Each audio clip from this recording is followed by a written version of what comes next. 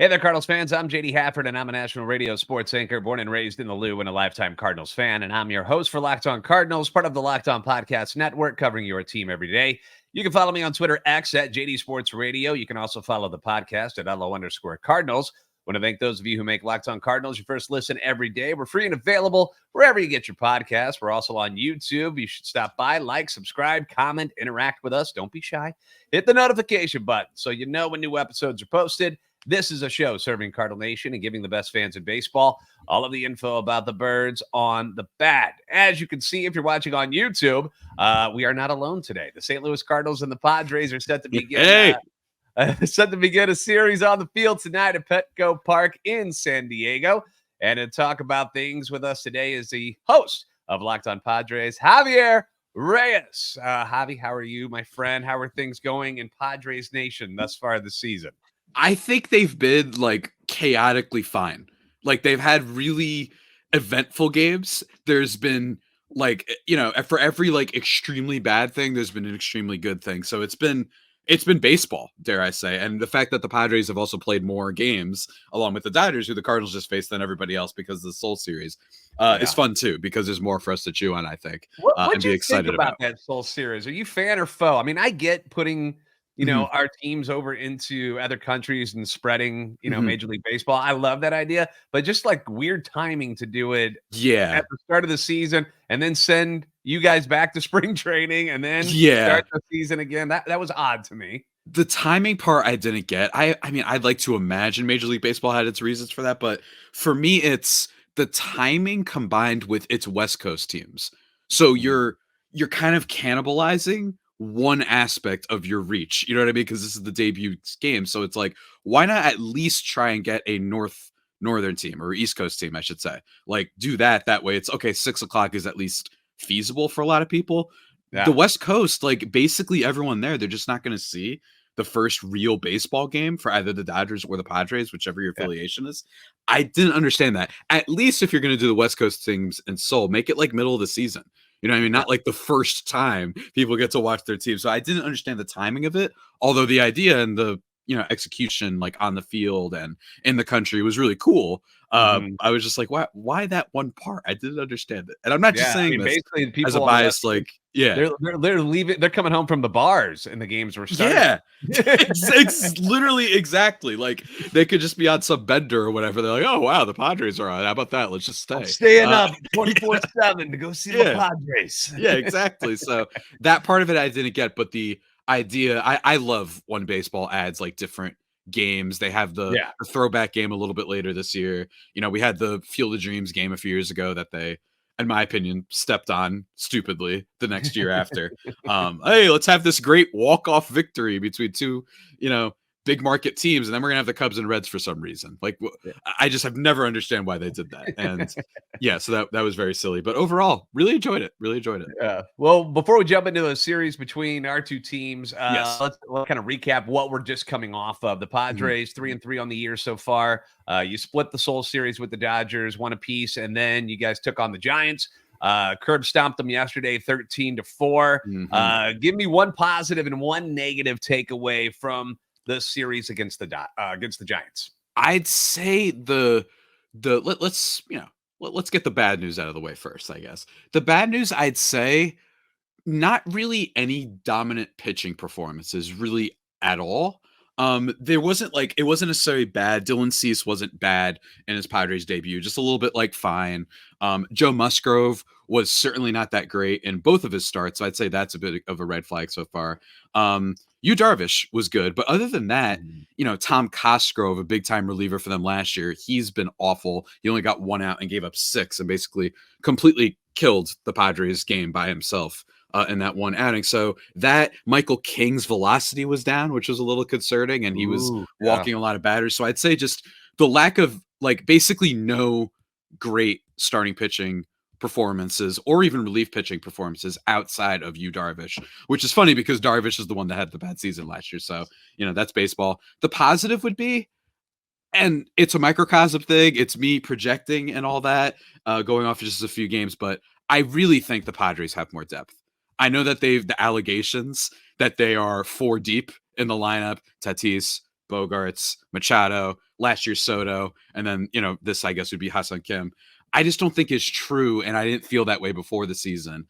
With guys like Graham Pauley and Jackson Merrill being some exciting upside plays in terms of prospects. Luis Campuzano is better as a catcher than anything they got from Austin Nola last year. I think Jay Cronenworth could get a lot better.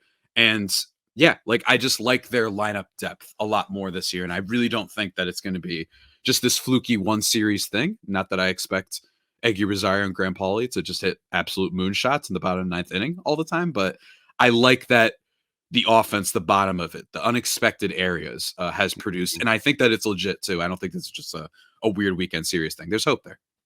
Yeah, that's something that actually kind of bit the Cardinals in their series against the Dodgers. I'll start with my negative as well. The pitching staff gave up 9 home runs against LA, and none of them to Shohei Ohtani or Freddie Freeman or Will Smith.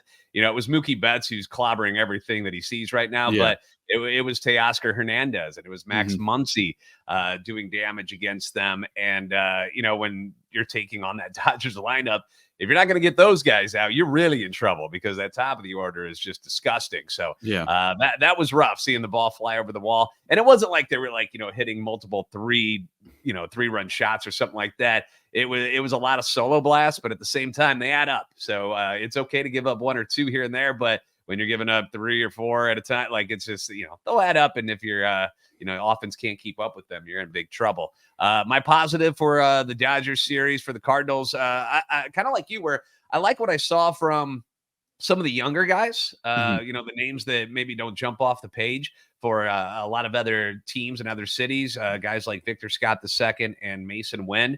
Defense was a real issue for the Cardinals last year. It was like a shockingly thing that happened to them where all of a sudden they went from winning 5 Gold Gloves to nothing. They were just not even in contention defensively for anything. And that was very weird for the Cardinals last year. And Victor Scott in center field and Mason Wynn now at shortstop. That was kind of nice. They looked really, really smooth out there. And I like what I saw from them in center and at short. So that's a little something that, hopefully will continue as they go on into the season a little bit more. We're going to jump into the Cardinals and Padres series. We'll get specifics. We'll start with the pitching staff next on this Locked On crossover.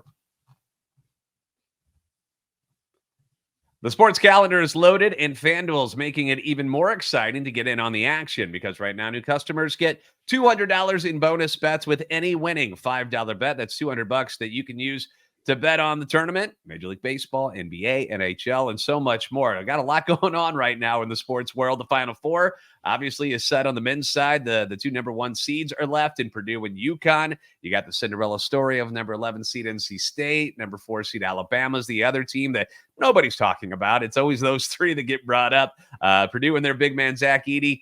Going to have the Wolfpack in game 1 on Saturday, followed by the defending champion Huskies, who will take on Alabama. Both Purdue and UConn, big-time favorites. And that would be such a great championship game if it happens. But, you can't overlook what NC State's been doing. Can they continue this Cinderella story? We'll find out. On the women's side tonight, you've got Iowa and LSU. Caitlin Clark back in action. That should be fun to watch. And, of course, you got Major League Baseball with our Cardinals and Padres facing each other. So visit FanDuel.com/Locked On and make your first bet a big win. FanDuel, America's #1 sportsbook.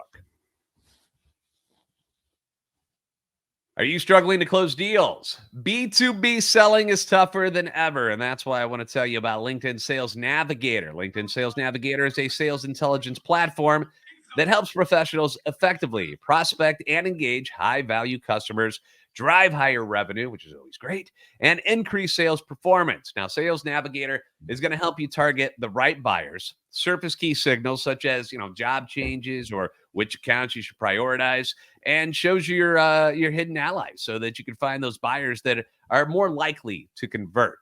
Fueled by LinkedIn's 1 billion member platform, Sales Navigator gives you the most up-to-date, first-party data enabling you to unlock conversations with the people that matter. They're not going to waste your time. Right now, you can try LinkedIn Sales Navigator and get a 60-day free trial at linkedin.com/locked on.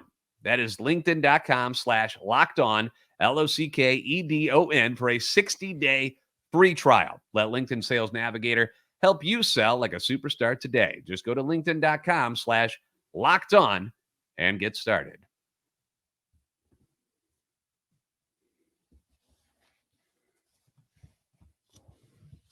Are you watching Fox Sports or ESPN on your TV all day and then have to turn down the volume with all the shouting? I had it on this morning, and as soon as Stephen A. Smith came on, I was like, bye, I'm out of here. Because he came on. I guess he was on vacation, and he came on. He's like, did you miss me? And he oh yeah. I know exactly what you're talking about. Yeah. I'm like, oh boy.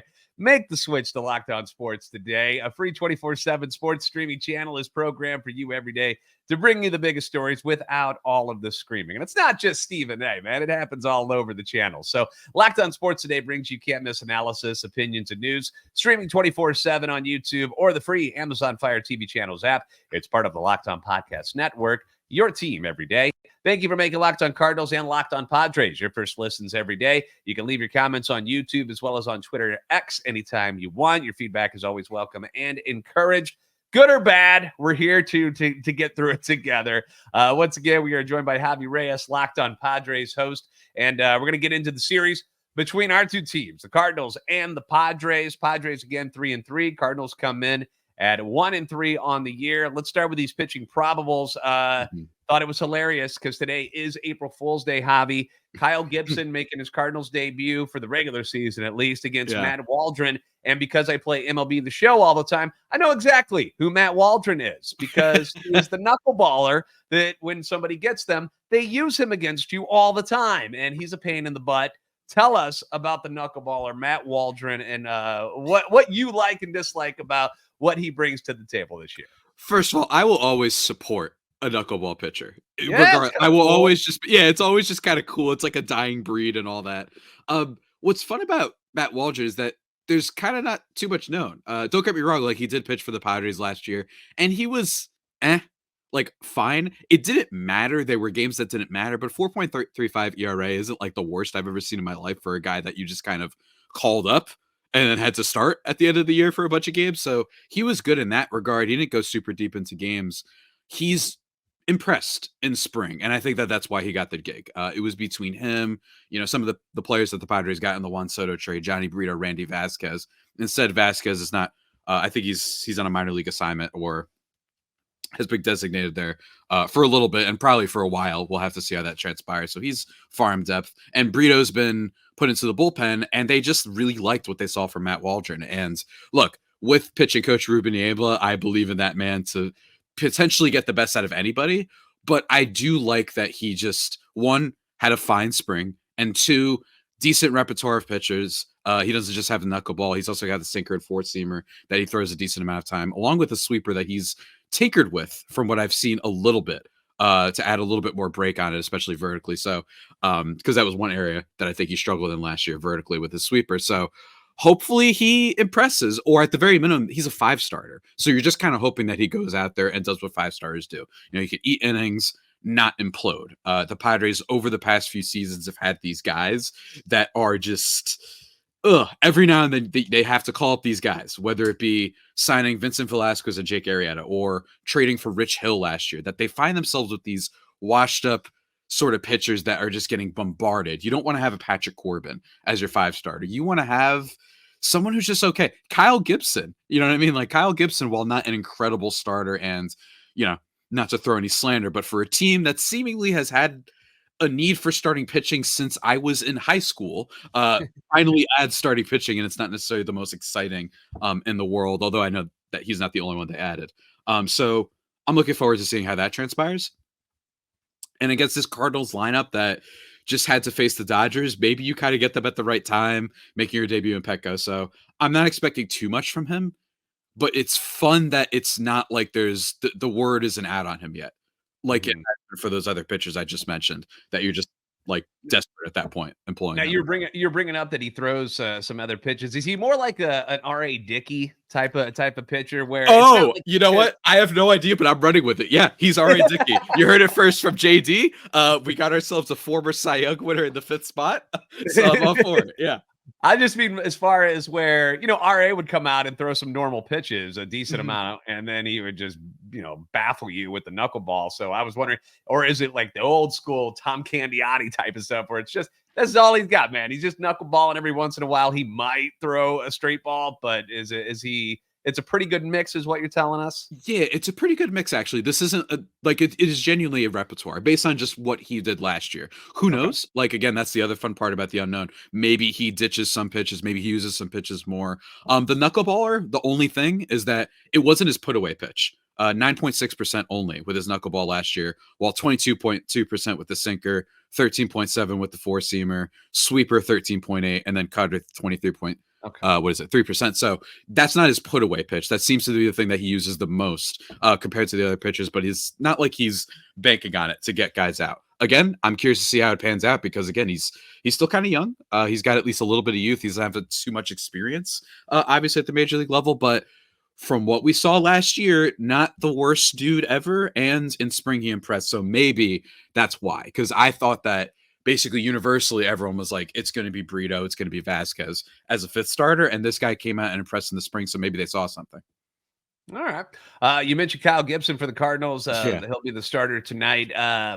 15 wins last year with the Baltimore Orioles, which was a great team last year. But when you look more at the numbers and you see the amount of hits that he gave up, and when the Cardinals signed him, it was one of those, what? Hey, what? Hold on a second, because there was a guy that you're very familiar with by the name of Blake Snell, who was still out there. And, Cardinals fans had their hopes that, it was going to be Sonny Gray and somebody of significance. And it ended up being Sonny Gray and a Lance Lynn and a Kyle Gibson, which just doesn't move the needle all that much. It wouldn't for any franchise, but for a franchise that was coming off of an ugly season last year, where out of nowhere, everybody's like, how are we a 90-loss team? What just happened here?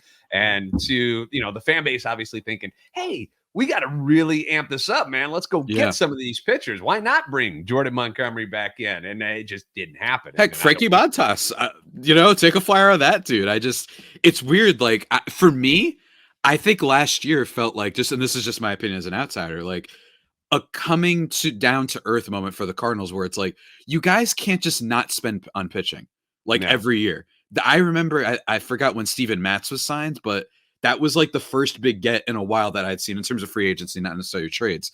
So I was just like, okay, so this is your issues for a while, and you bring in Matz to be the guy who hasn't really done much for them. So I don't know. And again, I do like Sonny Gray, I do, but I think that this is a team that has been desperately needing starting pitching, while the Padres, I think their need for starting pitching has been a little bit overrated by a lot of people. I think they need it, but I don't think they've been in as desperate a situation as the other teams. I think the Cards had a little bit of a dang. Wow, we can't just keep bargain bin hunting. We actually have to go and get some guys. So we'll see how that all pans out. The good old days of Tony La Russa and Dave Duncan being able to fix guys who were broken and thrown away and turn them into 15-game winners. Those days are long gone.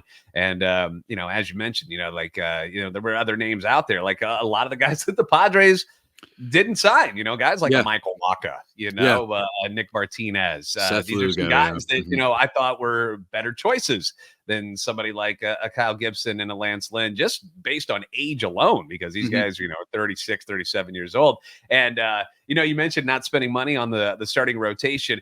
They actually do. They just spend it on the wrong guys. That's what I should say. Yeah, that's what I should say. Yeah, Wainwright a ton of money last year. And just there were the results were awful. So when they have decided to spend on free agency specifically on the pitching staff, whether it's starters or relievers, they crap out and they do it wrong. And so doing it this year, it was odd. We were hoping that because in the NL Central, it's not quite as competitive as what you got going on in the NL West, where it seemed like whichever team in the Central of the top four, I don't want to say the Pirates are, way down here or anything like that, but we know they're not going to spend money. So the other four teams, if they had made that extra leap and signed one of those big names, if Jordan Montgomery goes to one of those teams, you're like, wow, that's the clear-cut favorite in the NL Central. And none of them did it. Yeah. They all stayed away. And, everyone stayed away. I think it was shocking to me. I don't know why it went down that way. And Arizona was like, thanks, which obviously not going to do. your Padres any favorites? Exactly. Yeah. Apparently the National League West is the only division with teams that try. So that's what I learned this offseason. You're sure you guys don't want them? Like, are you sure? Okay. Boston, Right, you want to give up the best? Yeah, like, hey, Boston, you want to give up the best player you've had since Pedro Martinez for nothing? Okay, great. This is fun. I really like being in this division. Yeah, but like the division thing is such a great point, and not to get on the whole people are cheap sort of soapbox, but it's just there was a good stretch, and I think it's over now. Like, I think the Pirates are at least, could be a potentially competitive team. Cubs were competitive last year. The Reds, right? Like, there are teams in that division, but there was like a 3-4 year stretch where it's just Brewers, Cardinals, and both of them. The Cardinals do make some trades for Goldschmidt, Arenado, so they do a little bit, but the Brewers basically just chilled for like 5 years when they had the division outside the Cardinals and a free playoff spot every year. So if anyone wants to know what's the problem with baseball sometimes, look at Milwaukee. At least St. Louis could say we've won before. You know what I mean? The Cardinals could not. The Cardinals, or not the Cardinals, the Brewers, it's like 1986. I'm pretty sure like Independence Day hadn't come out yet. Like Beverly Hills Cop just came out probably around that time. So like, what are you doing? So yeah, that's the thing with the division. But we'll see. It's probably going to be a lot more competitive this year. The other probables for our series for Tuesday, you got Michaelis against Yu Darvish. You're pretty familiar with those guys. And then Wednesday, left-hander Zack Thompson for the Cardinals against Joe Musgrove for the Padres. So some good matchups here. You don't really know what you're getting out of Zack Thompson. He's former first-round pick, got a lot of upside. Gave up 3 home runs to the Dodgers, but outside of that, he was actually pretty good. It wasn't as bad as the numbers say. So should be a decent pitching series for both teams. Now, offensively, the Padres, they lost a guy by the name of Juan Soto. All right, in the offseason, you had to give him up, trade him to the Yankees. You get a haul in return. But you've still got the names that you mentioned: Xander Bogaerts, Manny Machado, Fernando Tatis Jr. How have they looked so far this season, and has there been any other surprises? You mentioned a couple of those names at the beginning, like Campusano. Is there any other surprises that maybe Cardinal fans aren't aware of that you'd be like, you might want to keep an eye on this guy? Yeah, I will say Campusano. I want everyone. It has been my bit and my mission for like a year now that I genuinely do not understand why, again, not to get too soapboxy, why the baseball community and projections just hate this guy. And including the Padres, by the way. For years, they were just bringing him up. All right, you play 3 games, up, you had a bad one, send him back down. Like, and it's not like they had, Buster Posey or better comparison, Yadier Molina behind the plate, right? Yeah. They didn't have that. They had Austin Nola, who, had a surgery thing and couldn't like see properly last year, that they figured out later. And it's just, I don't understand why those guys have earned unquestioned, like, Campusano take a backseat. And guess what happened? Last year, gets called up, finally gets consistent playing time, and he's awesome. JD, let me tell you, for people who don't remember last year, the coming out party for one Luis Campusano, this is a guy that had like a 134 WRC plus last year. He didn't hit for like necessarily a ton of power, but 7 home runs in 49 games, good slash line, 319, 356, 491. And so far, he hasn't taken a walk yet, but he's slugging 600 and he's got a 160 WRC plus. He got lucky with 1 home run in the blowout game on Sunday. It was like it was only like a 3 out of 30 ballpark home run thing. But even still, he hits. And yes, the defense needs some work, but I don't think his defense is horrific or anything like that. I don't think that this is, name whatever horrific defensive catcher, Dante Bichette, whatever you want to bring up. Did Dante Bichette play catcher? I don't know why. He's an outfielder. He was an outfielder. All right, there's some Dante guy. I thought you were going to throw shade at Wilson Contreras. You had the opportunity because I didn't want to, man. I thought it was mean. I thought it was mean. I didn't want to because everyone apparently was throwing shade at him, including the team. Yeah. I was like, what's going on here? So I didn't want to do that, but yeah, like, so my thing is if he can just be slightly below average even, or average, I just think this guy's going to keep hitting. He hasn't shown that he won't at like any level. So I'd keep an eye out for him. And then Jackson Merrill and Graham Pauley are like the 2 prospects. The Padres have been reluctant to play Pauley for weird reasons. They apparently like Tyler Wade for some reason. We'll see if they continue playing him, but he hit a home run off of Camilo Doval. Maybe that's the beginning of something. He started the next game, struck out 3 times, got 1 hit. So keep an eye out for him. And then Jackson Merrill, a top 10 prospect in baseball. He's been getting the starting gig a lot. So those are like the unknown type of people. And then there's still, other guys that people know, the top of the order. And Jurickson Profar, not a very good player, but inexplicably better only with the Padres. You've got to hear me out on this. No one understands it. It's got to just be a vibes thing and as a reminder of that, humans play the sport, I guess, right? Like that's part of this sometimes. So those are the people to watch out for. And then otherwise, I will say Machado, and especially Tatis, got to watch out for those guys always. Tatis had the 2 home run game, but it's not like he's been super lighting it up, not just yet. So I definitely keep an eye out for that, especially if against some of the weaker Cardinals pitchers that we don't necessarily know about. He might go off against them. So, all right. Offensively for the Cardinals side, tough series against the Dodgers. Here's the stat I want to throw out for you, Javi. The Cardinals got more catcher's interference calls than home runs in the series. Ooh. There were 2 of them against the Dodgers. Oh, no. Which were significant in helping the Cardinals score runs. Yeah.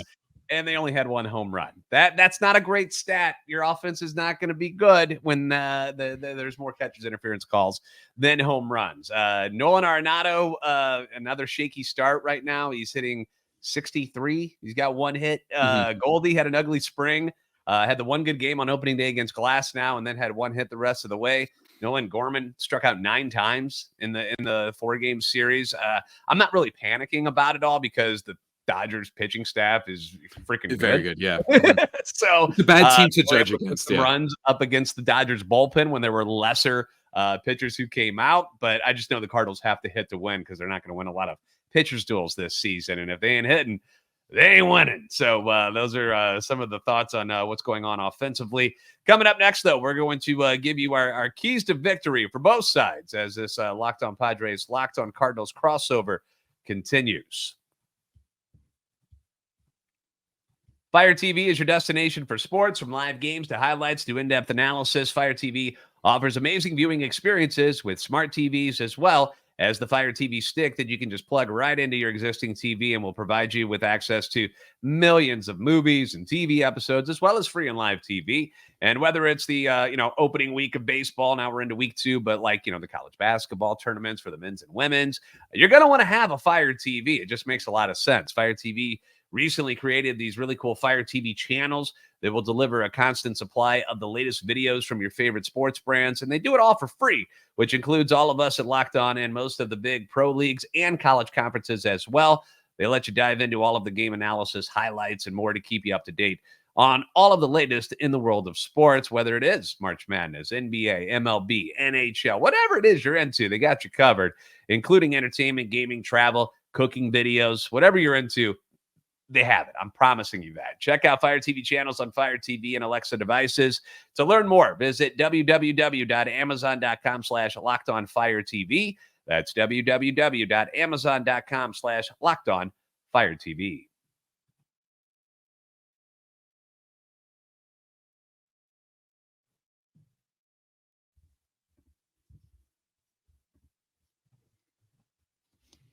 Locked On has launched the first ever national sports 24/7 streaming channel on YouTube, and now it's also available on Amazon Fire TV and the free Fire TV channels app. Locked On Sports Today is here for you 24/7, covering the top sports stories of the day with the local experts of Locked On, plus our national shows, which cover every league.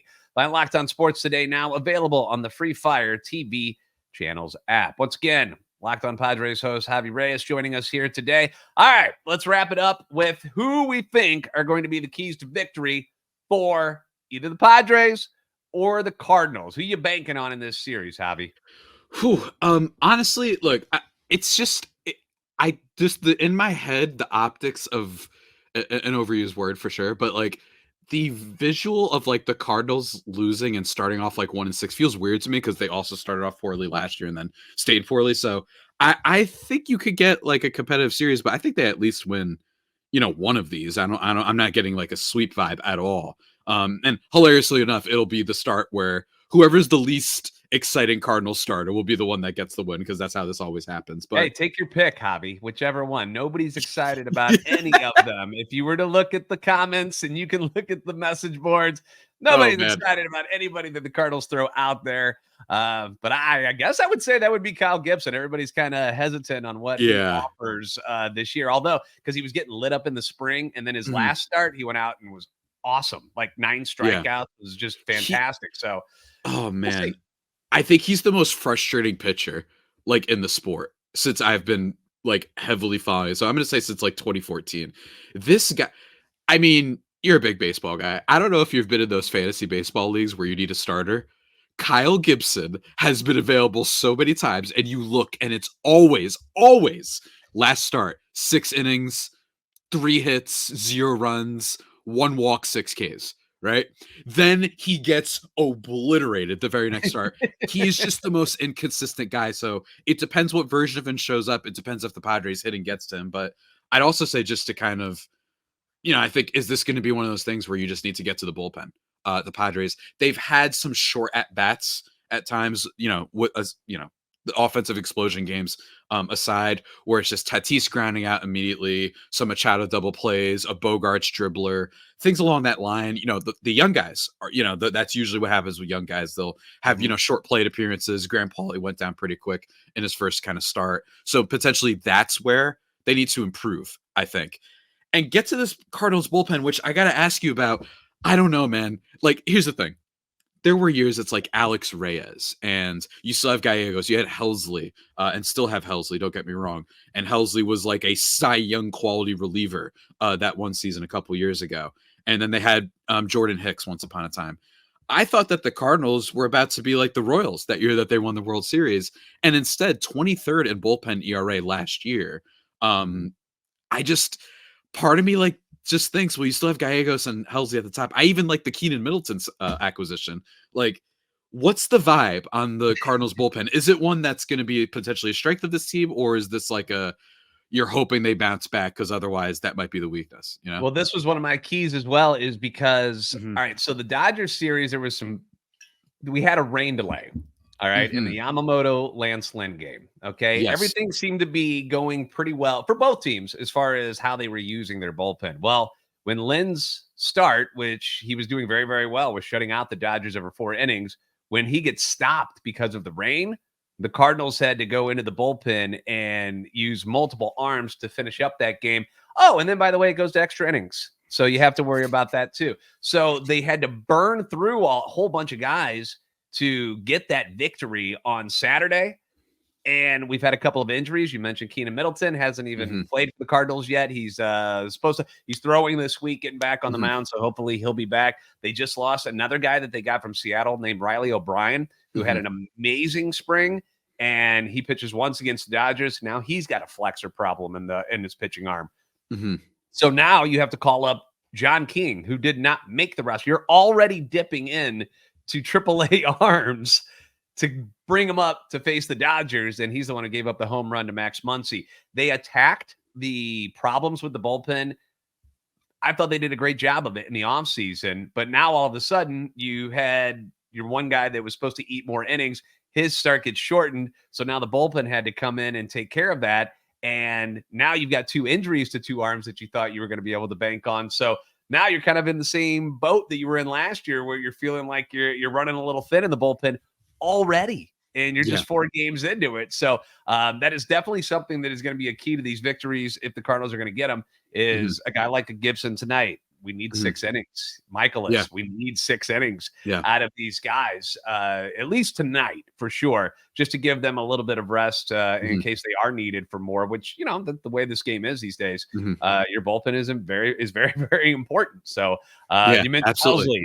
You mentioned Helsley comes in a safe situation against the Dodgers and gets ripped and wasn't very good. Velo was down a little bit, which worried some people. I don't know if he's just kind of getting the kinks out from spring. He hadn't thrown since spring training anyway. It had been a while. So I don't know. He said he was healthy and ready to go the next night. He was said if the Cardinals had the lead going into the 9th inning on Sunday, that he was ready to go again on back-to-back nights, even though he threw almost like 30 pitches on Saturday. So he says he's fine. Cardinals aren't panicking, but it's definitely the plan for them this season is to get these guys like Gibson, Lynn, Michaelis, when Sonny Gray comes back. 6 innings. We need that. Absolutely. Or we're going to be in trouble. And it hasn't been like for the Padres, they've had bullpen issues too, but it's because just the bullpen. This isn't a question of, oh no, like our starters didn't perform. The starters were okay. Not amazing. They were definitely underwhelming based on what they are usually known for. A Musgrove, a King, those type of guys I think have a little bit of a higher expectations than I think some of the Cardinals starters outside, your Sonny Gray types.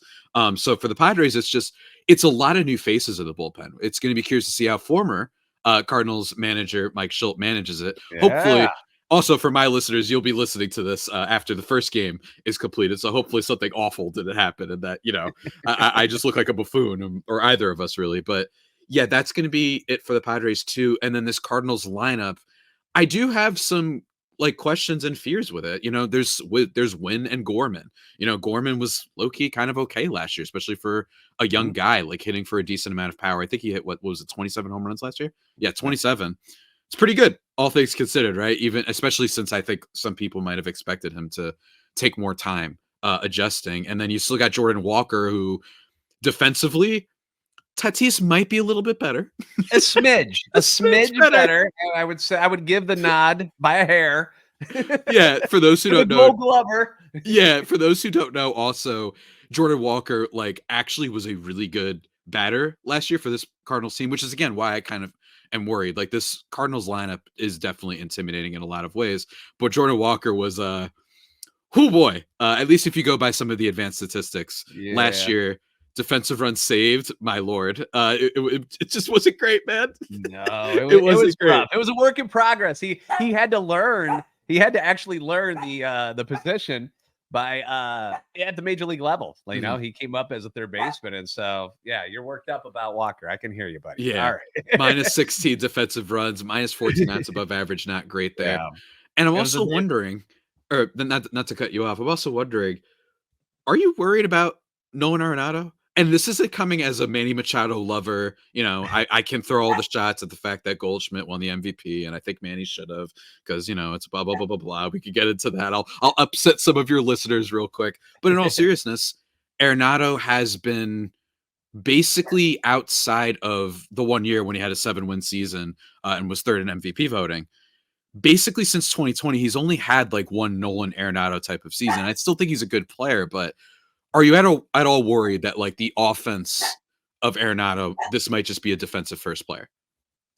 I'm not, because I feel like last year he was dealing with some back problems, and so far this year he's coming in healthy.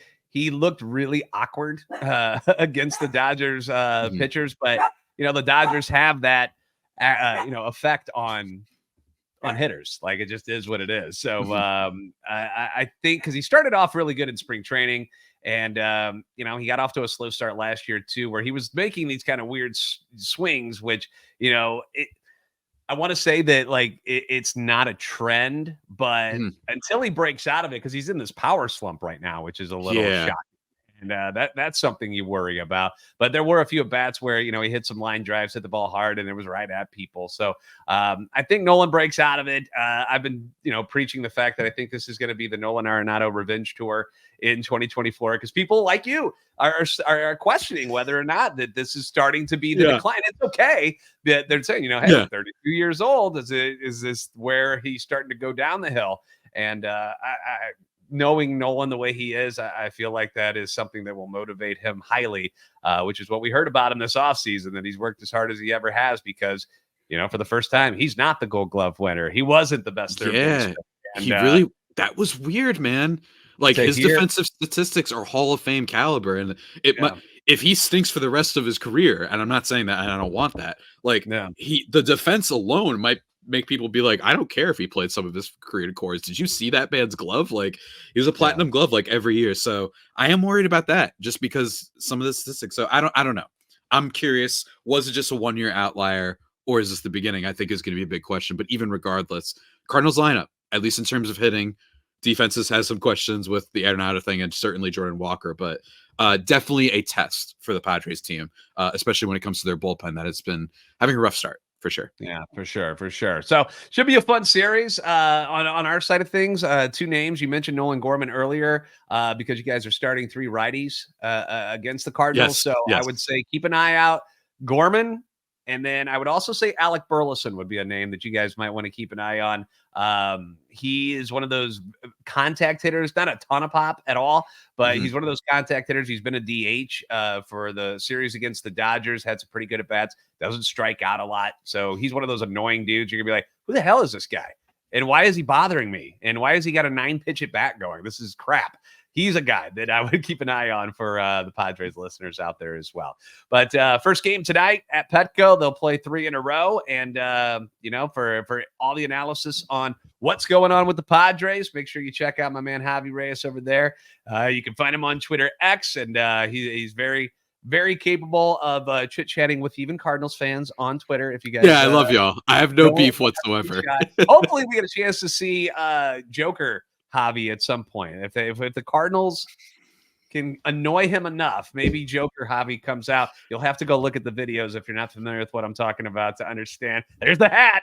You'll have to understand what I'm talking about. But I've left that life behind. I hope I've left that life behind. But yeah, we'll have to see. I appreciate you joining us for this crossover. Again, thanks for making Locked On Cardinals and Locked On Padres your first listen every day. If you haven't already, give both of us a follow on Twitter X, and like and subscribe on YouTube for both the channels. And we appreciate all of you guys. You guys are the best fans in baseball for a reason. And we'll see you next time on Locked On Padres and Locked On Cardinals.